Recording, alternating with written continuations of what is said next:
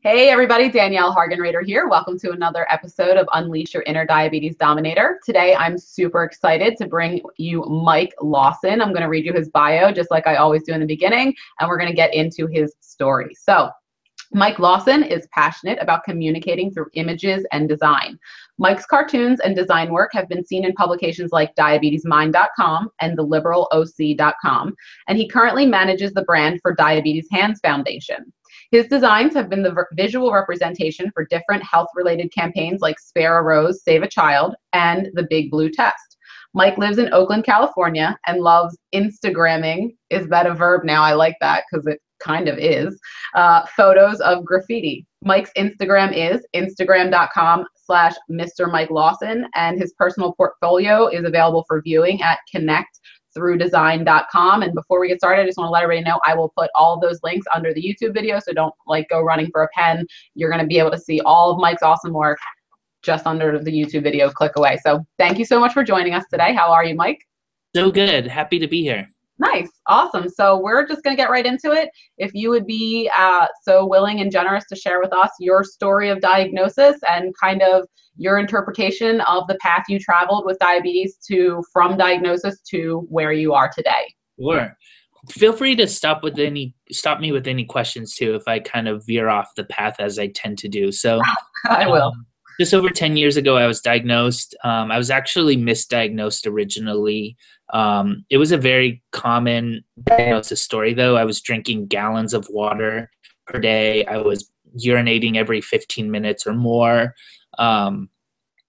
Rapid weight loss. And I went into my doctor. I was overweight at the time. And I went into my doctor and I got diagnosed with type 2 diabetes. My initial diagnosis was bizarre. She saw my current glucose level, which was really high, and the doctor walked in, she was like, "So how long have you had diabetes?" And I was like, "Wait, what? What?" Yeah, so I got stuck in this weird bunk where I got a meter and told to watch what you eat and a prescription for a metformin, and that was pretty much it. So for about a year, I doctor hopped a lot because of insurance issues and other things. I was going to different doctors, and I would start each doctor visit with, I have type 2 diabetes, I take metformin, and we would go from there. So doctors just assumed that I had taken a C-peptide test somewhere in the past, and we went forward. Nothing was getting my numbers under control. And I was going through this weird thing where doctors would see what I was eating. They would see my glucose numbers and it wasn't matching up. And they would be like, well, maybe there's something else going on. And doctors are the smart people, right? And I don't know. I would confess to crimes I didn't commit. I would be like, maybe I did eat more than I'm writing down, or I don't know. I just kind of got tricked into thinking I was doing something wrong. And then finally, I was seeing a nurse practitioner in Phoenix where I was living, and she asked me about a C-peptide test, and I'd never heard those words before. So she sent me in for a C-peptide, found out that I was producing barely any insulin myself, and she immediately put me on insulin. She gave me some insulin pens, some samples in her office, showed me how to do it, and then sent me away. And in the car, before I even left the parking lot, I took a shot of insulin and immediately felt better. Danielle, it's sometimes I compare it to if you're have you ever taken a really long car drive across the country or something? Yeah. You're in that car and it stinks. You don't know that it stinks because it's just normal. And I didn't know my energy level was low, my body hurt everywhere. And I didn't really know that anything was wrong until I started seeing the flip side, because it had just come on so slowly. So yeah. I want to make a couple comments, because of all the interviews I've done, this is probably the most interesting diagnosis story that I've ever heard, in that you were misdiagnosed and that you went on for so long, or however long it was. I mean, anytime having high blood sugar sucks. So it's you're going on and you're actually putting forth the effort. You're doing what the doctors are telling you. And here you are with high blood sugars and kind of feeling guilty on your own for like, am I doing something wrong? And you're having this own, like your own guilt complex over something that you're actually trying to do. Whereas, and of course, and I'm not placing blame, but I mean, for those of who don't know, a C-peptide test is basically C-peptide and insulin are produced in tandem. And people who have type 1 diabetes have really low or no C-peptides. And people who have type 2 diabetes often have high C-peptides or normal amounts. So that's kind of a differentiator on a test that we can get to differentiate between type 1 and type 2. So the fact that you went on and didn't get that test and then you have that realization, because that's actually funny. I talk about clients with that all the time, that we don't realize how lethargic we are. We don't realize how tired or moody we are until we get to experience that other level. So here you are taking that magic insulin and you feel better. So you're right. And it's weird, like right as I started taking insulin, like when I would get close to 100 milligrams per deciliter, I felt low. So like my normal had become, in the 200s. And so it took a while to kind of train my body to come back to what my blood glucose levels should be. So shortly after that, I just started getting back on track with insulin and, doing what I thought I should do or what I'm supposed to do. And then shortly after that, I actually decided to move, and I was uninsured for a long period of time. This period also, I eventually did get a job, but this was in the days where pre-existing conditions were a thing. And here in the States, I got health insurance, but that health insurance would not cover diabetes. So I could see a doctor, but they wouldn't pay for anything diabetes related. So I was paying cash for insulin, and it's very costly. And there was a month where I had to decide if I wanted to buy insulin or if I wanted to pay for my car payment. Yep. And so a stupid decision. If you're ever in that place, anybody, go for insulin. Tell somebody. I had a network of people. My mom would have helped me. Somebody would have helped me. Yeah. But there's just pride that steps in place. And I decided to pay my car note. And I was like, well, maybe I'll just go really low carb. I have a little bit of Lantus left. I'll kind of stretch stuff out. So I ended up DKA. And I went to the hospital for 6 days for that decision. I was actually going to say, because you didn't get to go to the hospital for your diagnosis like most of us do, but then you got the terrible experience of going for DKA, so you made up for it. So. Unfortunately, yeah. That's a decision I learned the hard way. Not just like the importance of insulin, right? But also just like ask for help if you need it. That was like a really big thing that I learned people who love me came and saw me in the hospital, and they're like, Mike, like I would have helped you. All these people would have helped me, but the pride stood in the way. So. Oh yeah, we have this human thing, and that's funny because I teach that no matter what your goals are that you're trying to reach, is that trying to carry that weight on your own is extremely difficult. And not only that, but could damage you, and kind of like you found out. And it's like nowadays, the diabetes online community is like, maybe you don't have a family member that could help you, or maybe you don't. It's like, I join a couple of groups on Facebook that are called, Diabetics Pay It Forward, or, you just look it up, do a little research. There are people in there. If you post, people are coming to your aid. People have lots of leftover supplies that are prescription, but it's like, they're not using them anymore. And if you pay the shipping, they'll come to you. Or you could even go to an urgent care clinic, in your neighborhood, or you could ask a friend or family to spot you a couple $100s for the month. But the point is, you're not burdening them. The way I like to think about it is like, wouldn't you do the same for that person that you loved? And if you found out that they didn't ask you for help and you knew you could give it to them, wouldn't that make you feel terrible? And that's kind of how I try to like get people to get out of that mindset, because we need help. We all need help. There's even, it's funny you say help, because there's an iPhone and Android app called Help Around, which is designed specifically for people with diabetes, and they're moving into other conditions, but it shows people in your area, which I know could creep a lot of people out, but like it shows somebody in my neighborhood who takes Novolog insulin, and like if I'm desperate and the pharmacy's closed, and Help Around could help me. Wow, I'm writing that So down right now. I if never I have 6 vials of insulin in the fridge and it's not going to hurt me, but it could save somebody's life, why wouldn't I Of course. let them use it, you know? And so this is an app that Yeah. anybody can download it? Yeah, Okay. So I'm going to put a link to that app also under here, and I'm going to go download it myself because I'm the same way. And it actually makes me laugh a little bit because people will get right on Tinder or whatever, and they'll swipe and they'll meet a human being in person, but it's like someone that, so don't be creeped out by it. You know, that's amazing. That's an amazing thing. And I'm really glad you brought that to my attention because I think I could pay that forward and help other people with that. So yeah, awesome. Mm-hmm. So continue. Tell us more about the Mike Lawson saga. After all of that, I kind of got back on track. I used pens for the longest time doing MDI. I resisted the idea of a pump for a very long time. I'm not sure why I did, though. Just kind of being tied to something, you know, was something in my mind. Also, like with dating and stuff, I always thought like I could always hide diabetes for, you know, a few dates because there's nothing stuck to my body, right?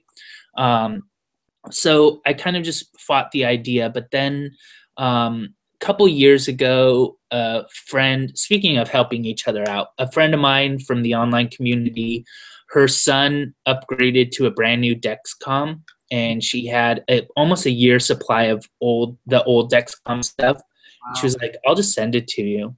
So I even offered to pay for like part of it or pay for, you know, shipping, nothing. She's like, I'm gifting it to you. So I thought I would just give the Dexcom a try. So for the first time I had this chunky sensor stuck to my body, and it really helped with management a lot.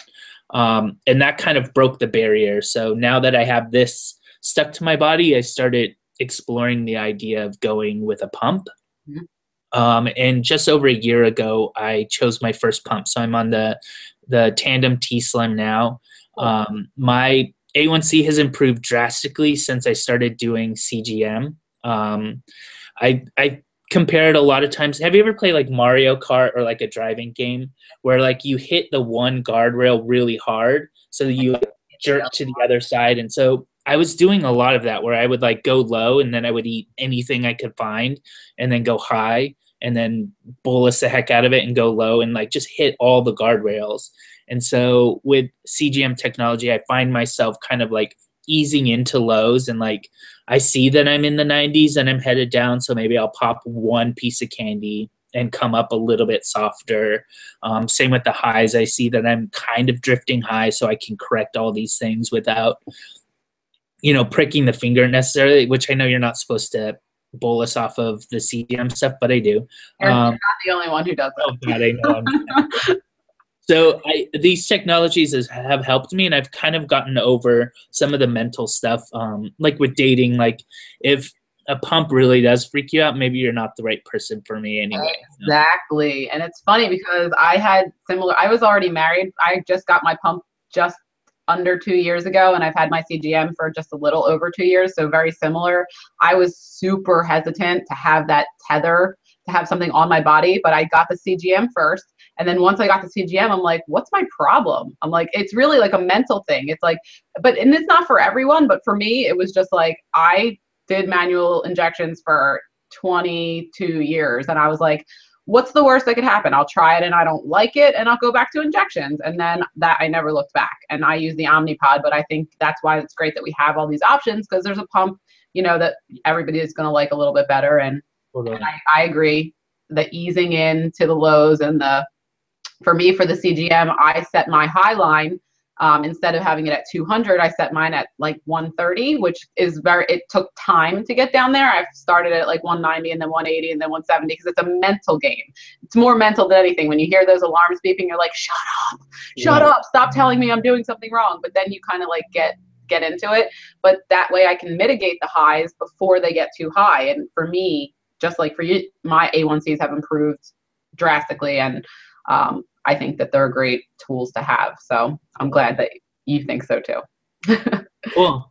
So tell us tell us more about diabetes, or tell us, were you always into designing things? Because you have some pretty cool cartoons and if you're on the diabetes online community, it's pretty much definite that you've seen some of Mike's work. So tell us how you kind of got into that. So I studied journalism. I did a little bit of writing after college, but the old joke is that the only writers that make money are the ones that write ransom notes. It's really difficult to make money doing it. You have to hustle a lot. So I started working for a nonprofit. I was working in Southern California at the time. So I started working for a nonprofit there, and also writing on the side. And writing, I've always been really strangely interested in political cartoons. So as a kid, I would like always go for the opinion page, not even like the Garfields and the Family Circle type stuff, but like political cartoons for some reason really interested me. So I started doing a couple of just like scribbles for a website down in Orange County. And then I moved to Phoenix and also was working for nonprofits there. And I eventually got interested in finding community online, just kind of reaching out. I think it started with a simple Google search. This is really weird, but when my blood sugar was really high, I would get black mold in my toilet. Have you ever heard this? No. So I was searching to see if maybe that was related. This was right about the time of diagnosis, or this was after diagnosis, but the mold was about the time of diagnosis.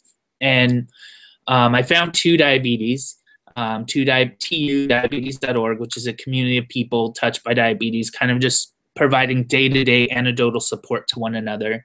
And I became a member. Manny Hernandez is the founder of TU Diabetes and the nonprofit that runs it, which is the Diabetes Hands Foundation. And just through connecting there, I ended up doing a little bit of freelance work for them. I believe it started as free.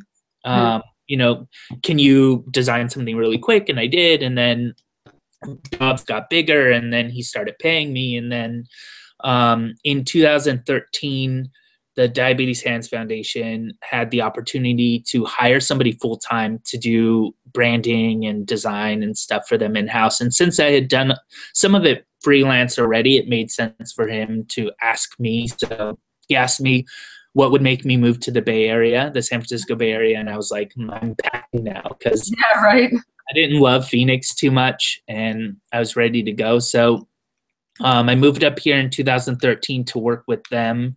I do all the brand management for Diabetes Hands Foundation, which is tudiabetes.org, in Spanish, estudiabetes.org, and Big Blue Test. We also run a Diabetes Advocates program, which is responsible for the master lab sessions that happen at the Friends for Life conference every summer in Orlando. So I do just all the visual stuff for all of that. I'm also like the program manager for the Big Blue Test, which I think we should make sure we talk about before we hang up. Go. Let's talk about it. Tell everybody what the Big Blue Test is and what the goal really is. Up your alley. So a little bit of exercise can have huge impacts. That's kind of just the way to boil it all down. So participants in the Big Blue Test get active for 14 to 20 minutes. If they have diabetes, they test their blood sugar before and after. If you don't have diabetes, you skip that step. But then you report the numbers. So you go to bigbluetest.org, or you have the iPhone or the Android app, and you report those numbers. Every fall, when you do that, it also triggers a donation to small nonprofits and clinics that are providing life-saving supplies and services to people with diabetes in need. So you're helping yourself and you're helping others, because we found that the average participant sees a blood sugar drop of about 11 to 13% just for 14 minutes of exercise. And 14 minutes is nothing. That's a walk around the block. That's up and down the stairs a few times. It's not a ton of exercise. But this campaign hopefully is helping people connect those dots. It's helping people see, I could do a quick shot and hope this all comes down, or I could run around the block a little bit, see what my blood sugar is, and then correct that, right? And it also helps connect the dots that there are people out there that don't have, like we were talking about, 6 vials of insulin in their refrigerator. There are people out there that don't have glucose testing strips. There's people that don't have access to the education that we have. And there's clinics that are helping those people, but they need our help too. So this doesn't cost you as a user anything to do except for a little bit of sweat. So it's just a nice way of kind of connecting a bunch of dots for people. Yeah, I think that's huge, and I think that's an amazing effort. And I'd like to, maybe later hear more about the organization of it, because I think everything that you said, because I'm a huge proponent of exercise. People see like my background. This is my basement, and I sometimes I train clients down here, but mostly it's for me and my husband. And for me, with diabetes management, from being over 200 pounds and not exercising ever for 10 years of having diabetes, and then for the past like 14 or so years, exercise being an integral part of my life, to help people become aware of their own power to manipulate their blood sugars through physical activity like that, I think is invaluable, priceless. Like they're, and it's free. So you get to like be there. And if you're not a part of the diabetes online community, that could be a great way to get into it, because you're just kind of hanging out with a bunch of people with diabetes who are trying out this exercise thing to see how it works. I honestly couldn't love it more, couldn't support it more. And I'll put the links to that site under there as well, under the YouTube video, because yeah, for me, like if my blood sugars are a little high, like I sometimes do jumping jacks, like sometimes I do. And then I wait like 10 or 15 minutes, and a lot of times it'll drop a little bit. And Right. But if we don't take the time to investigate our own physical relationship with exercise, then we'll never know what we can accomplish. But if you take that 14 minutes, it's like, that's not even a whole TV show. And the staggering, scary statistic that I heard recently is that the average American watches about 4 hours of TV per day. So it's like, we need to kind of reprioritize, realize that we're super powerful, every single one of us, and we can use our power to move for 14 minutes and see the results. So yeah, that's Totally awesome. Yeah. So awesome. I'm not a huge athlete or anything like that, but I do know I have weeks where I'm a little more active. Maybe I walk to work a couple more times than normal, and my insulin needs are different on those weeks. So just kind of making myself do 15 minutes of exercise and seeing what it does is, I think, really valuable. Yeah, and I think it helps people become more empowered and confident around diabetes decisions, specifically because, like you said, like if I coach people, I have a whole worksheet specifically about, before we get started, here are the things you're going to have to know. You might want to go talk to your doctor about this stuff, because the second you start exercising and the second you start changing what you're eating, and I'm not talking about 2 days from now or 3 days, like within a number of hours, you're going to need less insulin. You're going to need to be able to manipulate your insulin delivery based on your blood sugar readings. And these are things that empower us. At first, they might seem scary because they used to be to me, but now I can't imagine not changing my blood or my insulin needs based on my day-to-day, minute-to-minute activities, because not every day is the same. And I don't think you need to go out and, do some crazy exercise. I always tell people, just take a walk. I mean, not only does it help you get moving, but maybe you live somewhere where there's nature and you can connect with nature, which is just even more empowering and gives you more energy. And yeah, you don't have to be out there huffing and puffing. Just move. It doesn't have to be any more than that. So yeah, sweet. So if I can kind of like maybe put you on the spot a little bit, like what would you say for you in your kind of, I think you said 10 years so far with diabetes, what would you kind of categorize as your perceived biggest challenge, and maybe something that you've triumphed over or that you're still working on, or what in your mind that you think challenges you the most? I think it's actually not a difficult question. I'm working on it. Triumph, I wouldn't say has happened yet, but progress has been made.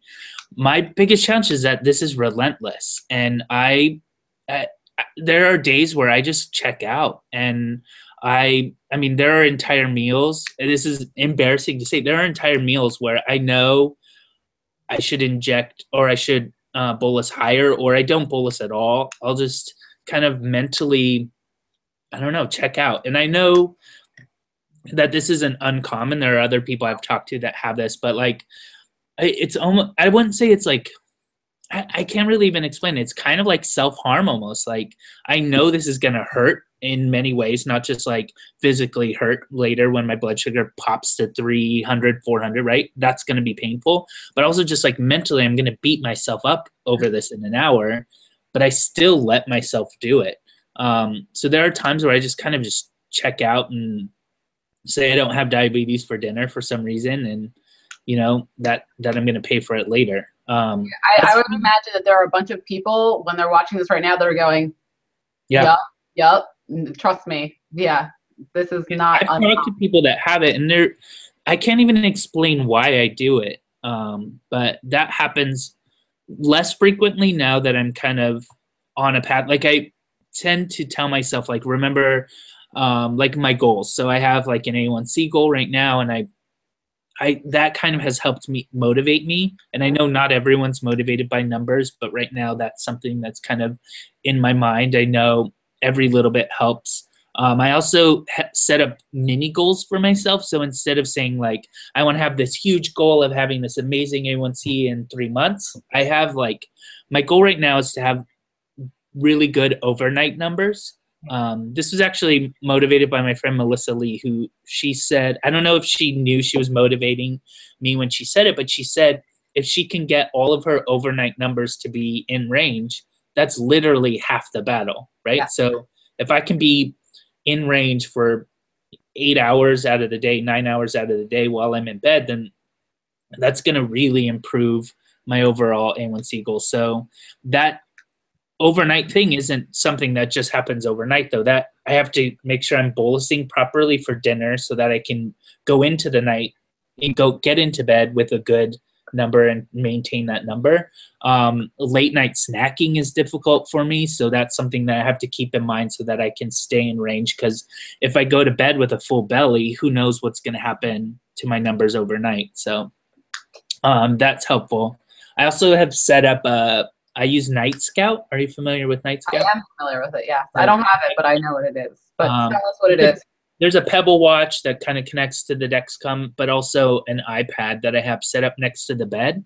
And I have it set up. I know some people are really against this kind of approach, but I have it set up like an alarm clock almost, just next to the bed. It's always on. I can roll over and look at my glucose number very easily. And that's really helped me with overnight numbers, because if I'm, an up arrow, I can fix that really quickly instead of fixing it once it gets way out of range. I think literally everything you just said is brilliant, whether you know it or not. From someone who comes from a coaching background who, teaches people skills to change habits, you're literally doing everything, what I would say, right? Even if you're not motivated by numbers, there's having a goal is a natural human motivator, and to have incremental goals on the way to the big goal, that's the way to keep making progress, because you're constantly allowing yourself to feel successful. And so I think that is super awesome for Melissa to even say that overnight thing, because for me, that has been one of the biggest game changers that since I've had my Dexcom and have been able to have that data available, I've realized that if I want my overnight numbers to stay in a straight line, which I have accomplished for the most part, the only thing that derails that, and I know now from my own experimentation, is eating after dinner. And it honestly, it depends on what I eat, but really almost anything will have an effect. So I actually have a sticky note on my refrigerator, not like a little one, but like a big orange one that says protein shakes or spinach only after 8 p.m. And it's literally written in black marker on an orange notepad on my refrigerator door. Not because I'm stupid or unable to, because we are human and we need to see like, oh, I wrote this, 10 months ago for a reason, because I have a goal. And it's like, since I've had that up on my refrigerator, it might be 10 months to a year now that I've had it up there, it hasn't come down, and it's not going to, because as much as I know that that's the only thing that's not really going to have a ton of effect on it, if it's not there and I'm not thinking about it, it's not staring me right in the face, guess what? I might go have a banana. And even though that's not unhealthy, in a few hours, my blood sugar is going to react to that. Yeah. And that's totally, I'm with you on that. I feel you on that. So I literally can only have a vegetarian protein shake, or I'll have like some spinach, like maybe dipped in a little bit of hummus or something. And I'll eat like baby spinach, like chips, and I'll dip them, and that's it. Or I will deal with the fallout of not having overnight numbers, but I know my decisions and what they're going to lead to based on experimentation. So I think that what you're doing is awesome. And I think that that's great that you're doing it. And hopefully people out there watching, it's like, we're all out there trying to figure out what works best for us. And I'm no expert. Like, I'm getting there. I'm not, you know what I mean? It's a challenge, and I really feel like I'm all or nothing. Like, if I'm going to have something late, it's going to be the worst possible thing for me. And so, hey, we all have our things. Yeah. It's like, and that's the thing for me too, is like, that's why I don't have things in my kitchen, because like I always tell people, it's like, I'm like kind of like a dog. Like, if I have one Oreo, guess what? I'm going to go eat the whole entire rest of the Oreos. And that's why there's no Oreos in my kitchen, because I have a lot of self-discipline and a lot of self-control when it comes to a lot of things. But if it's late and I'm sitting in my house and nobody's around and there's Oreos, guess what? I'm going to eat them. There's just no way of getting around it. So it's also like knowing yourself and knowing what you will and won't do, and kind of being super kind of brutally honest with yourself about that, because I'll be the first one to admit I have no self-control if I'm alone around carbs. Right. So yeah. Well, it takes self-control not to buy them. So yeah. Well, that's true. I don't. In the supermarket, I'm like, oh no, it's daytime. I'm cool. Like, I don't, it really, for me, it is nighttime, because I want to eat at night. So it's like, you know, so daytime I'm in the supermarket, I'm like, oh, no sweat. But so that's helpful. But yeah, so sweet. So thank you for sharing all that with us. So, and kind of towards the end, I always like to ask people, because everybody has their own thing that works for them. And I think diabetes is so individual. So what are Mike Lawson's top 3 tips for living well with diabetes for people out there who are still struggling, like we all are, but you know, things that have helped you, and anything, literally could be anything. Sure. I think the first 2 are very related. I think number 1 is to ask for help if you need it. It kind of connects to some of the stories I told before. And the second thing is to find, the term that people use a lot is find your tribe, right? Mm-hmm. So find people out there that not just have diabetes, because sometimes that's not enough. Sometimes I need to find somebody who's dorky and wears glasses like me, right? And they're out there. I found them. You find who's like you. That you can do this project is super awesome. You can do this project.org, I believe. It's just videos of people, from normal people like computer nerds with glasses to super athletes that climb Mount Everest, right? There's all kinds of people out there that have diabetes. Find somebody like you and try to connect with them. And then number 3, I would say, is don't beat yourself up. So I've had a lot of trouble with, being unsuccessful in a day, and then that just leads to another unsuccessful day because I'm depressed about it, and I'll make bad choices because I feel like I just, deserve to make bad choices or whatever. Just kind of don't beat yourself up over one small mistake. Just kind of move on from that. And those are my 3, I think. Yeah, no, those are all excellent tips. I cover them. And I think a lot of people, now that I've been doing these interviews for a while, have similar tips, is that, and that's it. Reach out for help.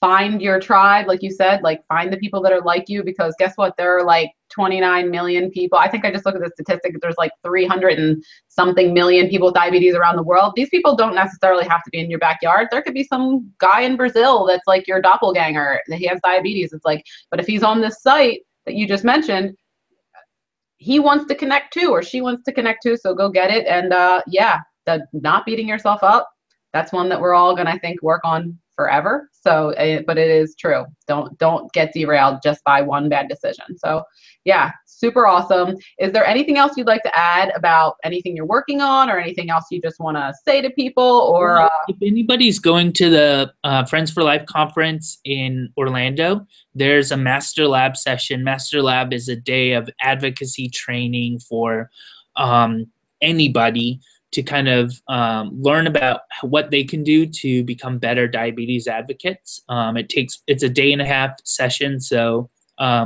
you can find that at diabetesadvocates.org/masterlab. There's video from last year and some info there. And if I see you at any conferences, say hi. I'll be at all the diabetes conferences this summer. So.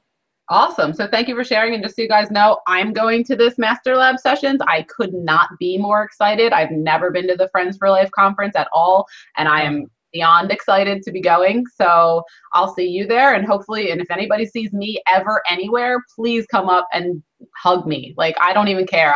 Don't be all tentative. I want to talk to you. And I think Mike feels the same way, and Totally. let's connect, let's be together. And awesome. All right. So cool. So thank you so much for joining us. It's been my pleasure to interview you, and we'll catch you on the next episode. Take care, guys. Bye, everyone.